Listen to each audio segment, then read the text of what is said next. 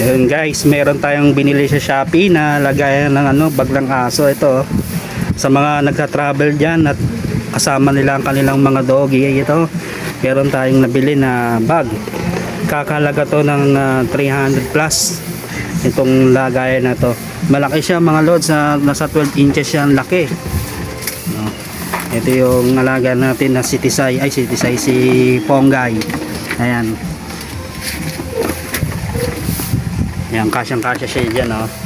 Tapos pag dito natin siya, ilalagay natin siya dito sa bag. Ayan. Ito, may kasama na siyang dito, parang mat. Ito. Parang mat, para mas komportable siya sa loob nung bag. Ayan, dadalhin mo siya dyan, oh. Lalagay mo dyan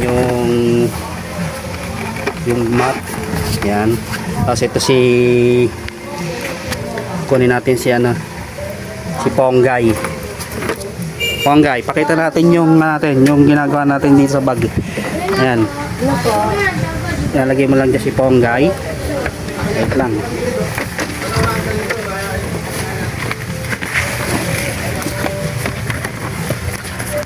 Yan. Hey, safe na safe si Ponggay, oh. Ayan, oh.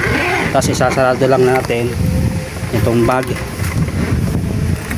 Ano bag, Ponggay? Ayan. Tapos ayun na siya.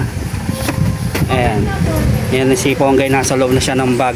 Saka marami siyang butas. Ayan, may butas siya sa gilid, tatlo. Tapos tatlo rin dito sa kabilang gilid. May lagayan din siya ng mga, may tubig siya. Pwede mong ilagay rito yung tubig yan. Ayan. Dito lang siya may lagayan ng tubig.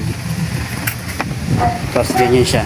May tatlong butas din siya sa baba para meron din na singawan. Ito rin, may butas din dito. Ayan. Kaya hindi siya masosuffocate dyan kung sakaling mainit. Maraming butas.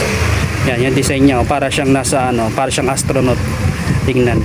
Pokemon yan, Pokemon Ball yung design niya na pinili natin. Pero marami siyang design na ilalagay natin yung link dyan sa comment section para maka-order na rin kayo ng bag na to. Dati kasi ito yung binili kong bag, eh. Ayan. Lumaki na siya. So hindi na siya kasya dito. Ito yung bag na nilalagay sa dibdib. Ayan. Pag magta-travel, medyo lumaki na siya ng konti, hindi na siya kasya rito. Yan, nakabili tayo ng bagong bag. Ayan, sa mga gustong order, ayan, pindutin nyo lang yung link sa ating comment section o dyan sa description box. Yun lang, maraming salamat.